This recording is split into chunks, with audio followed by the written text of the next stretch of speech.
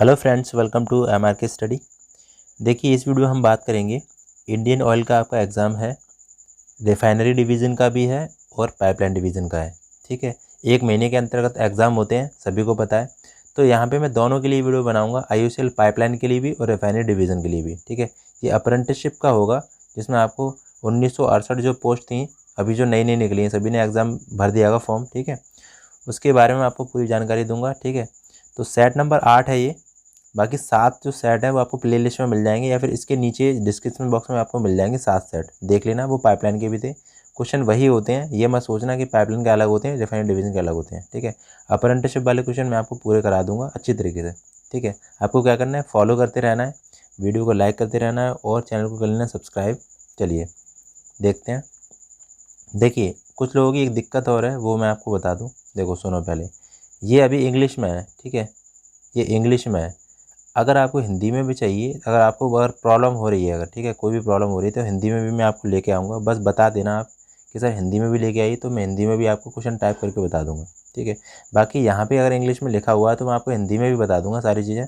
पर जहाँ तक कोशिश करिए आप इंग्लिश में भी पढ़िए आगे के लिए। ठीक है, चलिए तो देखते हैं। यहाँ पे फर्स्ट क्वेश्चन शुरू करते हैं। तो देखिए, endurance limit of the steel is associated with number of cycle is in fatigue loading. अब मैं इसको हिंदी में आपको बता दूं क्या है। इस्पात की सहन सीमा श्रांति भरण में चक्रों की संख्या के साथ जुड़ी हुई है। ठीक है, इसका मतलब है। तो यहाँ पे देखो, सभी लोगों को आंसर बताते रहना है। ठीक है, अगर आपको आता है तो लाइव चैट में आपको आंसर देना है कि क्या आंसर होगा। तो इसका आंसर होगा इनफाइनाइट। ठीक है, इनफाइनाइट इसका आंसर हो जाएगा, बी आंसर हो जाएगा इनफाइनाइट। अब मैं आपको एंड्योरेंस लिमिट बता दे रहा हूँ कि होता क्या है एक्चुअल में। देखिए, एंड्योरेंस लिमिट क्या होता है, इंग्लिश में डेफिनेशन है, अभी देख लीजिए आप। ठीक है, हिंदी वाले अगर परेशान मत हो, अब एक बार देख लीजिए, उसके बाद मैं इंग्लिश में भी हिंदी में भी करा दूंगा सारी चीज़ें। एंड्योरेंस लिमिट क्या होता है, एंड्योरेंस लिमिट की मैं डेफिनेशन बताता हूँ। Of a material define as the stress below which a material can endurance an infinite number of repeated load cycle without exhibiting failure. मतलब ये कहना चाह रहा है कि ये है, देखिए मैं आपको इस चीज़ को समझा दूँ एक एग्जाम्पल लेके। ठीक है, जैसे आपके सामने ये बियरिंग है। ठीक है, ये बियरिंग है, इसमें लगी है शाफ्ट, ये शाफ्ट लगी है, ये बियरिंग है। तो ये शाफ्ट जो लगी होगी वो घूमेगी। ठीक है, राउंडेड। तो इस पर एक रिपीटेड साइक्लिक लोड लगेगा। ठीक है, रिपीटेड साइक्लिक लोड लगेगा। जैसे ये घूमेगी तो नीचे की साइड में आपको एक लोड दिखेगा, शाफ्ट का जो लोड होगा, तो रिपीटेड साइक्लिक लोड होगा वो। ठीक है, या फिर कनेक्टिंग रोड बार बार चलती है इंजन के अंदर, तो उस पर भी एक साइक्लिक लोड होता है। तो ये चीज़ होती हैं। तो ये एक लिमिट बता रहा है कि एक ऐसी लिमिट है जो आपको इनफाइनाइट नंबर ऑफ, ये कह रहा है इन एंड्योरेंस लिमिट एक इनफाइनाइट नंबर ऑफ लिमिट होती है जो फ्रैक्चर होने से पहले आपको बताती है। ठीक है, अब हर किसी मटेरियल की एक इनफाइनाइट नंबर ऑफ, जैसे मान लो कि 10,000 रिवॉल्यूशन पर मिनट, इस तरीके से हर किसी की एक लिमिट होती है। जैसे आयरन की भी लिमिट होगी, स्टील की भी लिमिट होगी, हर चीज़ की एक लिमिट होती है। उसके बाद वो मटेरियल होता है, वो फ्रैक्चर होने की संभावना रहती है उसकी। ठीक है, मैं ये कहना चाह रहा हूँ। तो एक एंड्योरेंस लिमिट से आप ये चीज़ समझ गए होंगे। ठीक है, अब आगे देखिए, फटीग क्या है। फटीग में यहाँ पे देखिए, फटीग क्या है, व्हाट इज़ मटेरियल फटीग। तो व्हाट इज़ मटेरियल फटीग में क्या आएगा कि material fatigue is a phenomena where structure fail when subjected to cyclic load. मतलब फटीग ऐसी एक प्रोसेस है जिसमें क्या होता है, साइक्लिक लोड लग रहा है आपको। जैसे इंजन में मान लो कनेक्टिंग रोड है, बार बार जैसे घूमे जा रहा है। ठीक है, एक साइक्लिक लोड लग रहा है उस पर बार बार, मतलब रिपीटेड लोड लग रहा है। ठीक है, साइक्लिक लोड, तो उसमें क्या करेंगे, वो एक फेलर होगा। ठीक है, तो उसको हम बोलेंगे मटेरियल फटीग। ठीक है, साइक्लिक लोड लग रहा होगा। जैसे मान लो आप साइकिल चलाते हो, तो बार बार उस पर क्या लगता है, बार बार साइकिल चलाते हो। ठीक है, पैडल लगा रहे हो बार बार, तो उसका जो क्रैंक होगा, ठीक है, जिसमें पैडल होगा इस जगह पे, इस तरीके से, तो उस पर ये जो कनेक्टिंग रॉड होगी ये वाली, ठीक है, इस तरीके से, तो इस पर एक साइक्लिक लोड लगेगा कुल मिला के। ठीक है, तो ये चीज़ होती हैं। तो ये फटीग लोड बोलेंगे इसको, फटीग मटेरियल। समझ में आ गया होगा, आगे देखते हैं। इसका आंसर बताइए सभी लोग, इसका आंसर बताइए। क्वेश्चन नंबर 2 है और ये न्यूमेरिकल है एक। ठीक है, न्यूमेरिकल भी आते हैं, छोटे छोटे न्यूमेरिकल आते हैं, वो मैं देखो मैंने एग्ज़ाम के लेवल से ही आपको क्वेश्चन तैयार कर रखे हैं। इसका मतलब ये नहीं है कि मैं हाई लेवल का क्वेश्चन कराऊँ आपको। क्या मतलब रहेगा, हाई लेवल का क्वेश्चन कराऊंगा तो मतलब नहीं रहेगा कुछ भी, ठीक है। तो उसी लेवल का क्वेश्चन करा रहा हूँ जिसमें एग्जामिनेशन में आपके सीधे आए। The ratio of young modulus two the modulus of rigidity for material having Poisson ratio 0.25, ठीक है। आपको यंग मॉडुलस ई और आपको जी मॉडुलस ऑफ रिजिडिटी, इसका रेशियो पूछ रहा है कि आपको ये क्या होगा, ठीक है। करिए, जिसको आता है करिए और नहीं आता है तो मैं आपको बताता हूँ। अब देखिए मैं यहाँ पे इसको क्वेश्चन को कराता हूँ, ठीक है। देखिए आपको ये दे रखा है 0.25, ये म्यू की वैल्यू है, ठीक है, पॉइजन रेशियो होता है। और यहाँ पे एक इक्वेशन जो आपने पढ़ी होगी वो पढ़ी है E बराबर 2G 1 प्लस म्यू, ठीक है, ये होता है। तो यहाँ पे E अपॉन जी हो जाएगा, ये जी है, ये नीचे करोगे आप, उसके बाद 2 और 1 प्लस म्यू की वैल्यू कितनी है आपकी 0.25, यही है ना, ठीक है, बराबर 0.25 और 1 कितना हो जाएगा 1.25 हो जाएगा। इसका गुणा करोगे आप तो कितना आ जाएगा, 1.25 को गुणा करोगे 2 में तो आ जाएगा ये आपका 2.5, ठीक है। तो 2.5 सी आंसर इसका हो जाएगा। तो E बराबर 2G 1 प्लस म्यू एक क्वेश्चन होती है, ये सोम का क्वेश्चन है स्ट्रेंथ ऑफ मटेरियल का, ठीक है। आगे देखते हैं क्या आएगा आंसर, बताइए। क्वेश्चन नंबर 3 देखिए, इसका आंसर बताइए सभी लोग ध्यान से, अच्छा क्वेश्चन है ये भी। देखिए इसका आंसर आपको सभी को बताना है, ये भी अच्छा क्वेश्चन है, अच्छे क्वेश्चन लेके आया हूँ, ठीक है। देखो हिंदी में कोई परेशानी वाली बात नहीं, मैं सब बता रहा हूँ आपको।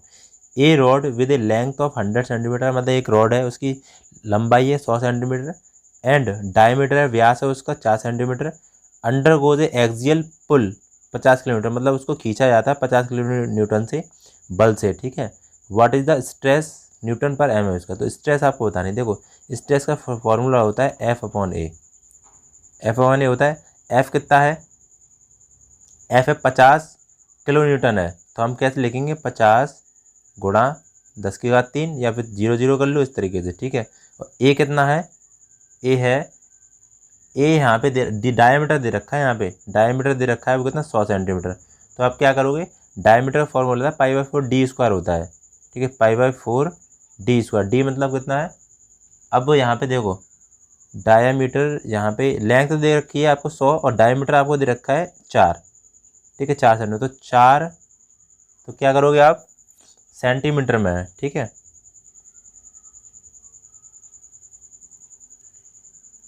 देखिए मैं यहाँ पे बता दूँ आपको, जो 4 सेंटीमीटर दे रखा है ना, ये आपको में निकालना है। देखो स्क्वायर पूछ रहा है ना, तो 4 सेंटीमीटर का वो 40 हो जाएगा, ठीक है, 40 यहाँ पे हो जाएगा एक का, तो यहाँ पे 40 कर दोगे और गुणा 40 कर दोगे, ठीक है, ये हो गया, ठीक है।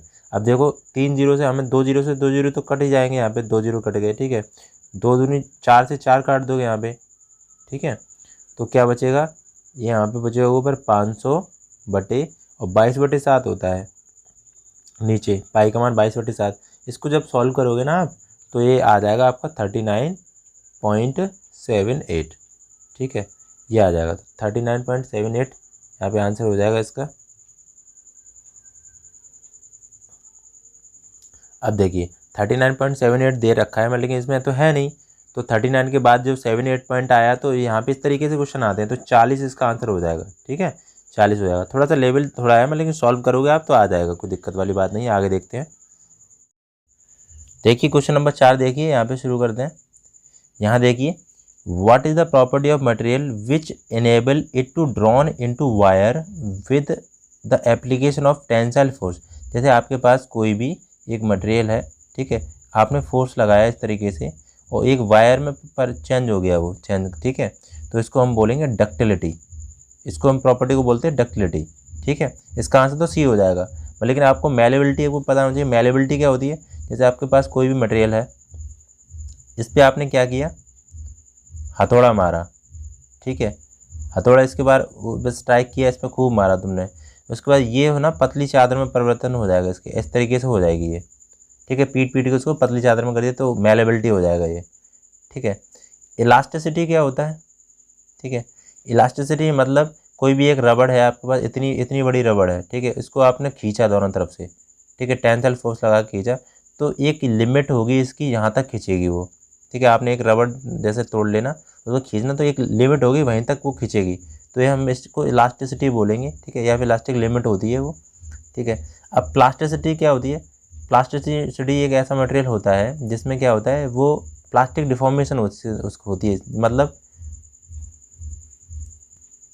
जैसे आपने किसी भी मटेरियल को अगर स्ट्रेस किया तो वो क्या करेगी, वो खिंचती चली जाएगी, ठीक है, तो ऐसा मटेरियल हो जाएगा, वो प्लास्टिसिटी के फॉर्म में आ जाएगा, ठीक है, ये चीज़ हो गई।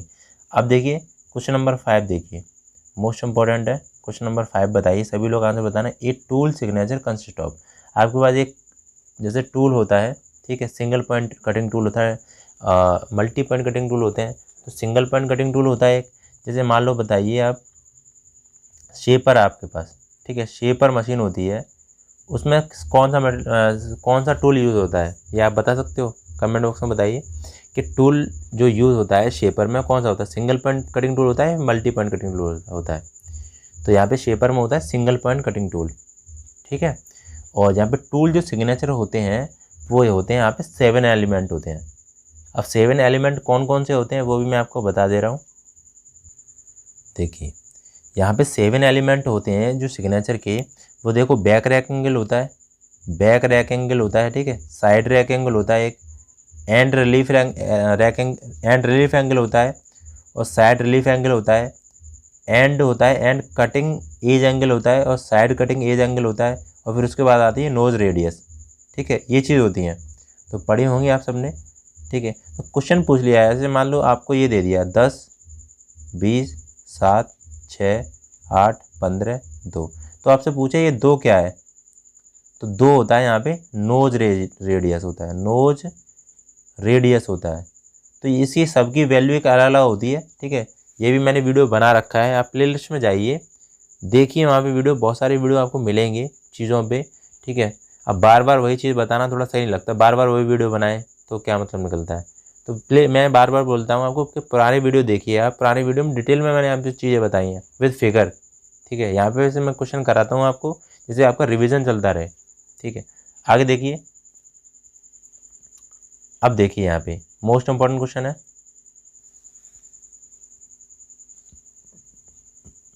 बताइए इसका answer. Creator wear is predominant इन, मतलब इसका मतलब होता है क्रिएटर वियर ज़्यादातर होता है, इसका मतलब होता है ज़्यादातर, ठीक है, ज़्यादातर। हिंदी वाले परेशान मत हो, क्रिएटर वियर होता है, एक होता है फ्लैंक वियर, ठीक है। तो जैसे आपके पास देखो, मैं आपको बना दे रहा हूँ, जैसे ऐसे करके मैंने एक टूल बनाया आपके पास, ठीक है, ऐसे टूल बना दिया, तो क्रिएटर वियर होगा वो इस जगह पे होगा, इस जगह पे क्रिएटर वियर होगा, ठीक है। ऑन द रैक सरफेस, ये कौन सी होती है, रैक सरफेस होती है, रैक सरफेस होती है। और फेस ऑफ द कटिंग, ये फेस होता है यहाँ पे, ठीक है, ये इसका फेस होता है, समझ में आ गया।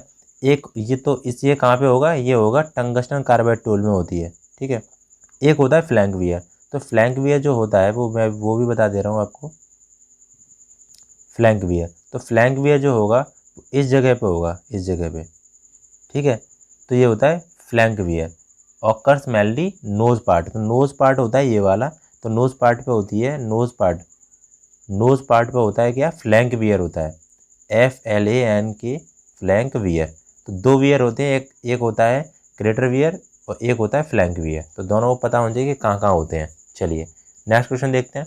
क्वेश्चन नंबर 7 बताइए, इसका आंसर क्या होगा, सही आंसर बताना सभी को, ठीक है। सभी लोग आंसर बताया करिए, ठीक है, तो सही लगता है। Electrode holder holding jaw material, जैसे मान लो आप वेल्डिंग कर रहे हो आप, तो इलेक्ट्रोड होल्डर जो होता है जिसमें इलेक्ट्रोड को पकड़ा जाता है, तो किसका बना होता है, कॉपर अलॉय का बना होता है, स्टेनलेस स्टील, या फिर कास्ट आयरन, या फिर नैनो फाइबर, बताइए इसका आंसर क्या होगा। तो वहाँ पे जो बना होता है ना, वो कॉपर का बना होता है, ठीक है, कॉपर अलॉय का बना होता है।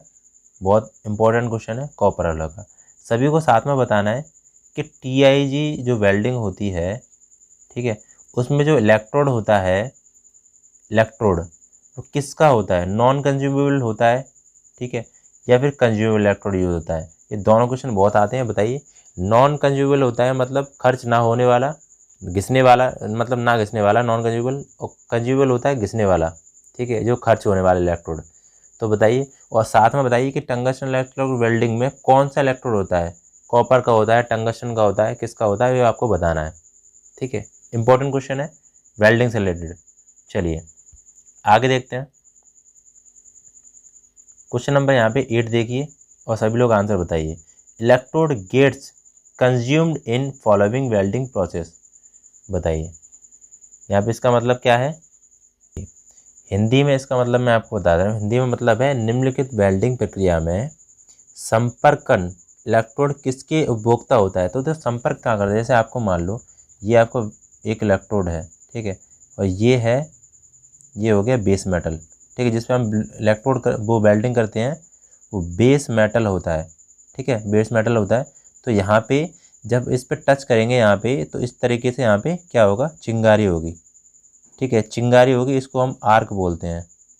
तो वही पूछ रहा है, जब आप करोगे electrode gets consume in following, मतलब कंज्यूम कब होगा इलेक्ट्रोड, मतलब खर्च कब होगा, जब आपको आर्क होगी, ठीक है, मतलब आपकी चिंगारी यहाँ पे टच करेगी आप, तो चिंगारी बनेगी, तब यहाँ पे आपको आर्क होगी, तब आपका जो इलेक्ट्रोड होगा वो कंज्यूम होगा। कंज्यूम मतलब खर्च होना, ठीक है, समझ में आ गया। चलिए नेक्स्ट देखते हैं। ये क्वेश्चन ITI में भी आते हैं, फिटर में। आगे देखिए, इस क्वेश्चन का आंसर बताइए। Generally the material of lap should be material. Lap एक प्रोसेस होता है लैपिंग। आपने ग्राइंडिंग मटेरियल तो देखा होगा, ठीक है, ग्राइंडिंग व्हील होगा, ठीक है, ग्राइंडिंग व्हील होता है। तो यहाँ पे आपने बहुत सारी प्रोसेस पढ़ी होंगी, ग्राइंडिंग होती है, फिनिशिंग होती है, लैपिंग होती है, ठीक है। तो यहाँ पे एक लैपिंग एक प्रोसेस है, उसमें आपको पूछ रहा है कि generally the material lap should be material. तो लैपिंग के लिए कौन सा मटेरियल होना चाहिए, greater than the work pieces, softer than the work pieces, equal to the work pieces, very hard than the work pieces. ठीक है, मैं सबका हिंदी में मतलब बता दूंगा, ठीक है, परेशान मत होना। तो यहाँ पे जो बी आंसर हो जाएगा, देखिए softer than the work pieces, मतलब कह रहा है कि लैपिंग जो मटेरियल होगा वो सॉफ्ट होगा। जैसे मान लो आपने जैसे मान लो कि ये आपका कोई मटेरियल है, ठीक है, ये ग्राइंडिंग व्हील है, आपको लैपिंग करनी है, क्या इस पर टच करोगे, यहाँ पे इस जगह पे घिसोगे तो लैपिंग करनी है मान लो आपको, ठीक है। तो क्या होगा यहाँ पे कि ये जो लैपिंग इस पे मटेरियल इस पे होगा ना, ये लैपिंग मटेरियल होगा, जो इसका जो मटेरियल होगा ग्राइंडिंग का, वो मटेरियल सॉफ्ट होगा, ठीक है, सॉफ्ट मतलब मृदु होगा as compare to work pieces. Work pieces का मटेरियल हार्ड होगा, इसका मटेरियल होगा सॉफ्ट। तो ये चीज़ यहाँ पे क्लियर होनी चाहिए, बी आंसर इसका हो जाएगा। नेक्स्ट देखते हैं, क्वेश्चन नंबर यहाँ पे 10 देखते हैं। Is an instrument use for angular measurement. देखिए बहुत इंपॉर्टेंट है, ये जो मेजरमेंट होता है उससे रिलेटेड क्वेश्चन बनते हैं। फीलर गेज है, माइक्रोमीटर है, कैलिपर्स हैं, तो इनसे क्वेश्चन बनते हैं, ये भी मैं करा दूंगा। बाकी पिछले वीडियो आपको सभी को देखना है, ठीक है, बहुत सारी वीडियो हैं, कम से कम 10 से 12 वीडियो बना रखे हैं मैंने, और भी हैं वीडियो पुराने, देखना, सबसे क्वेश्चन मिलेंगे आपको। तो इंस्ट्रूमेंट यहाँ पे एंगुलर मेजरमेंट जो होता है वो देखिए डायल गेज होता है, ये तो नहीं होगा। वर्नियर कैलिपर से एंगल तो मेजरमेंट नहीं करते हैं, माइक्रोमीटर से भी नहीं करते हैं, तो क्लोनीमीटर जो होता है इससे करेंगे, ठीक है। एक होता है साइन बार, साइन बार, ये भी एंगल मेजरमेंट करने के लिए आता है। तो दोनों ये है ना, वो दोनों एंगल मेजरमेंट करने के लिए आते हैं, ठीक है। तो इंपॉर्टेंट क्वेश्चन है मेजरमेंट से। चलिए नेक्स्ट क्वेश्चन देखते हैं। वीडियो को लाइक कर देना, ठीक है। PDF भी आपको मिलती रहेगी, देखो PDF मैं तुरंत अपलोड कर दिया करूँगा, देखो परेशानी होने वाली बात नहीं है। आपको क्या करना है, टेलीग्राम को ग्रुप को ज्वाइन कर लेना। टेलीग्राम की लिंक आपको डिस्क्रिप्शन बॉक्स में मिल जाएगी, वहाँ पे देख लेना, या फिर नहीं भी सर्च होता है उससे तो आपको क्या करना है, यहाँ पे MRK स्टडी आपको डाल देना है। तो इस तरीके का जो लोगो है ये आपको दिख जाएगा, वहीं पर उसको ज्वाइन कर लेना है, ठीक है। चलिए इस क्वेश्चन का आंसर बताइए। A physiological pressure water is considered, मतलब वाटर का बता रहे हैं कि वाटर कैसा होता है, मतलब जल जो होता है वो कैसा होता है, कंप्रेसिबल होता है, न्यूटोनियन होता है, या फिर नॉन न्यूटोनियन होता है, none of the other option, compressible होता है या फिर इनकम्प्रेसिबल होता है। तो जल को हम एक असंपीड्य लेते हैं, मतलब इनकम्प्रेसिबल लेते हैं, ठीक है, इनकम्प्रेसिबल होता है। चलिए इंपॉर्टेंट क्वेश्चन है ये, ध्यान रखना, जल को मतलब जल को दबाया नहीं जा सकता, ठीक है, इनकम्प्रेसिबल होता है। कंप्रेसिबल में दबाया, जल को दबाया नहीं जा सकता, ठीक है, तो ये हो गया इनकम्प्रेसिबल। आगे देखते हैं question number 12, most important question है सारे, ठीक है। Which of the following zero viscosity. तो जीरो विस्कोसिटी किसकी होती है, देखो दो तरीके के फ्लूइड होते हैं, रियल फ्लूइड हो गया, आइडियल फ्लूइड हो गया, न्यूटोनियन फ्लूइड हो गया, और आइडियल प्लास्टिक फ्लूइड। तो बहुत सारे टाइप के होते हैं, मतलब कि आपके जो एग्जाम में आएंगे वो रियल फ्लूइड आएंगे और फिर आइडियल फ्लूइड आएंगे। तो उसके बारे में बता दे रहा हूँ, इसका आंसर क्या होगा, वो होगा क्या, आइडियल फ्लूइड। ठीक है, आइडियल फ्लूइड का मतलब जीरो विस्कोसिटी होगी, जिसमें विस्कोसिटी होगी वो जीरो होगी आइडियल फ्लूइड के अंदर। और विस्कोसिटी कहाँ से लेते हैं, टाउ बराबर mu d u upon d y, ये एक इक्वेशन आपने पढ़ी होगी।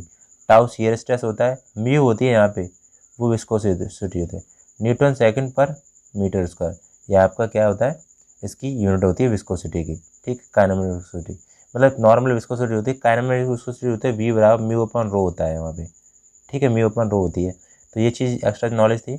यहाँ पे आइडियल फ्लूइड हो गया। अब मैं आपको बताता हूँ क्या चीज़ है।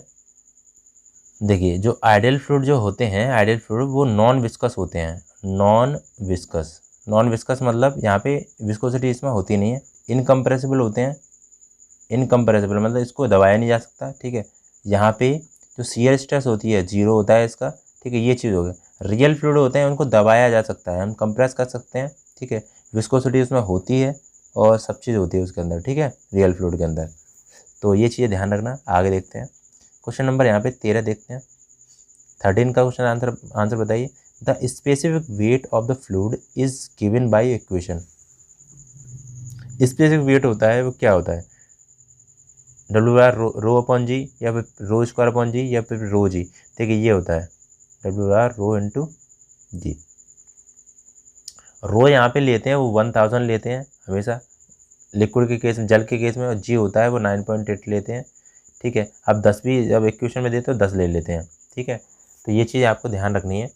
तो डब्ल्यू आर रो जी होता है। चलो आगे देखते हैं, क्वेश्चन यहाँ पे देखते हैं 14 नंबर का क्वेश्चन देखिए। Property of the fluid by which its own molecule are attract is called. बताइए, मतलब कह रहा है कि ऐसी प्रॉपर्टी बताइए जिसमें जो मॉलिक्यूल होते हैं, ठीक है, वो आपस में क्या करते हैं, अट्रैक्ट करते हैं, सेम मेल मॉलिक्यूल। तो मैंने आपको बहुत बार बताया है।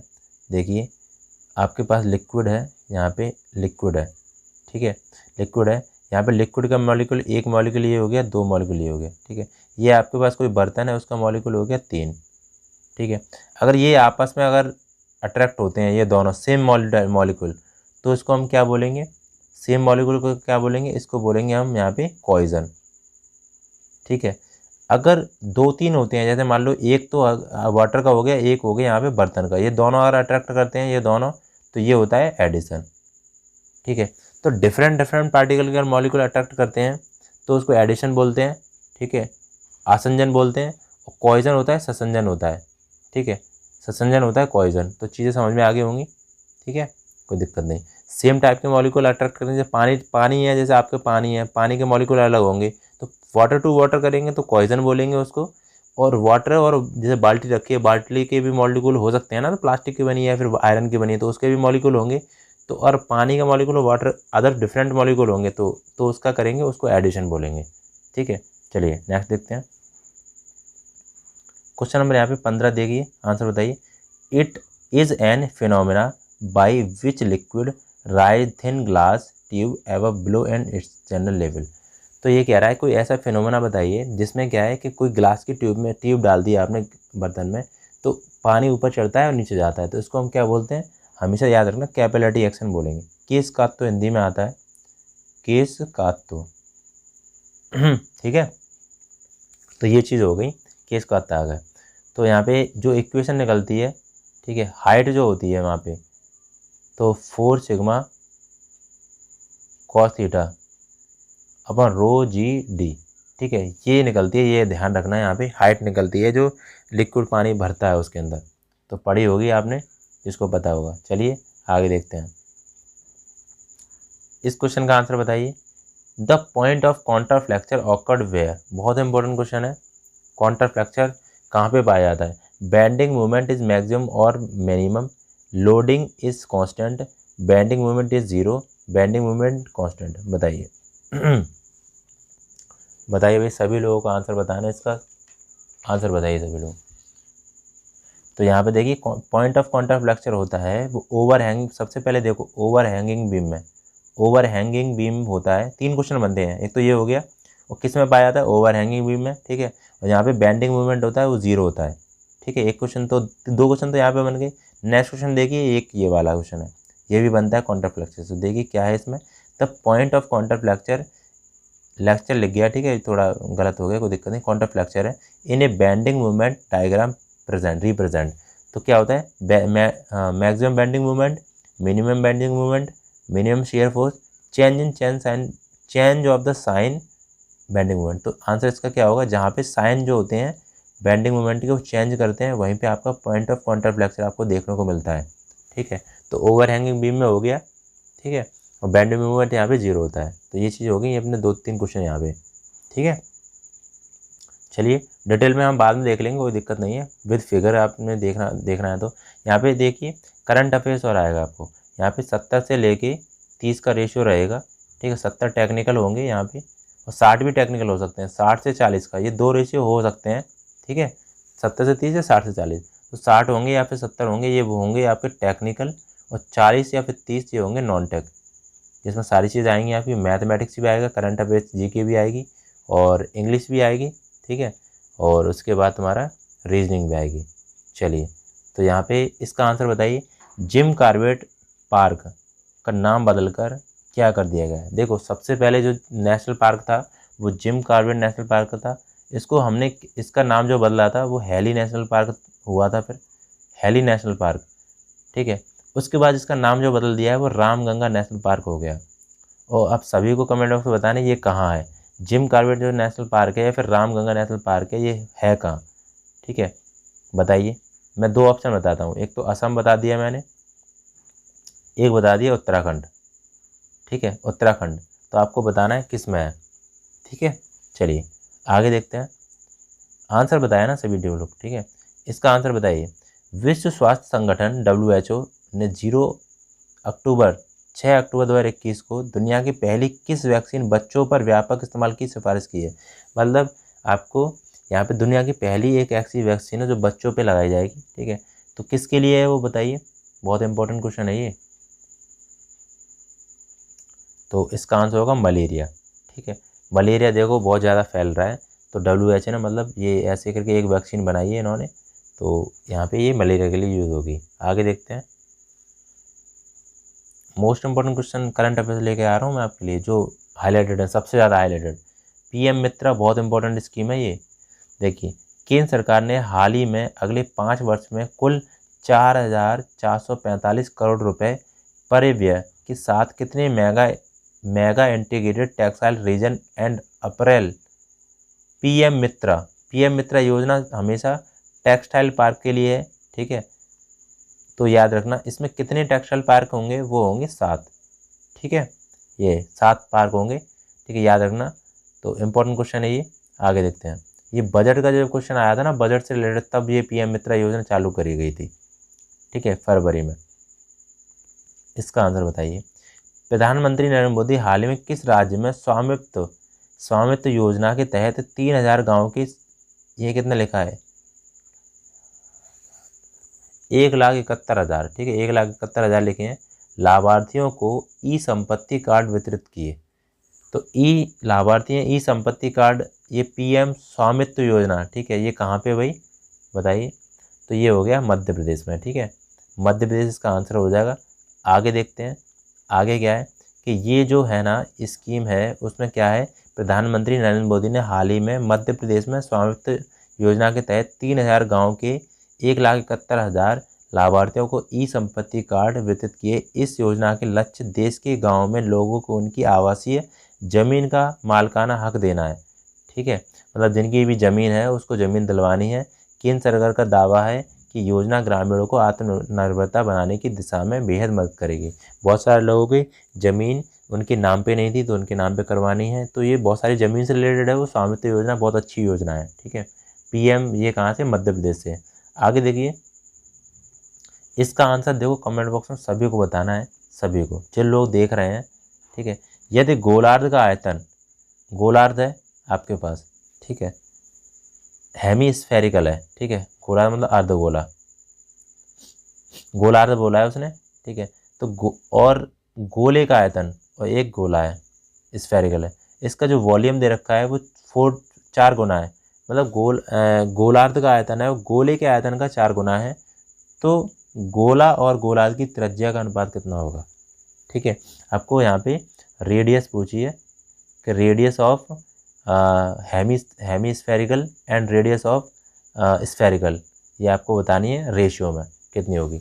सही आंसर आपको बताना है कमेंट बॉक्स में, क्या कौन बता सकता है इसका आंसर। ठीक है, बाकी देखिए वीडियो कैसा लगा आपको बताना है और पढ़िए ध्यान से। ठीक है, आपको सिलेक्शन पक्का होगा क्योंकि बहुत सारी वैकेंसी है। देखो 1968 वैकेंसी तो इधर ही है और बाकी पाइपलाइन में वैकेंसी तो बहुत सारी वैकेंसी है। आपको जहाँ तक कोशिश करना रिफाइनरी का एग्जाम निकालना। ठीक है, जो रिफाइनरी है ना, रिफाइनरी डिवीज़न है उसका निकालना, ये अप्रेंटिस बहुत अच्छी होती है। तो सेट नंबर 9 वो नेक्स्ट वीडियो रहेगा। आप देखो सपोर्ट करोगे और वीडियो को लाइक करोगे तो आगे वीडियो आती रहेंगी। ठीक है, लाइक नहीं करोगे तो दिक्कत हो जाएगी, PDF भी नहीं मिलेगी आपको, तो ध्यान रखना। और अप्रेंटिसशिप पोस्ट के लिए यहाँ पे देखो अप्रेंटिसशिप है। ठीक है, फाइनली क्या करना है, चैनल को कर लेना सब्सक्राइब। ठीक है, सब्सक्राइब करोगे आप तो यहाँ पे नोटिफिकेशन, आपको बेल आइकन प्रेस कर दोगे, नोटिफिकेशन का आपको दिख रहा होगा बेल आइकन, घंटी होगी वो प्रेस कर देना, जिससे क्या है नोटिफिकेशन आपको मिल जाएगी।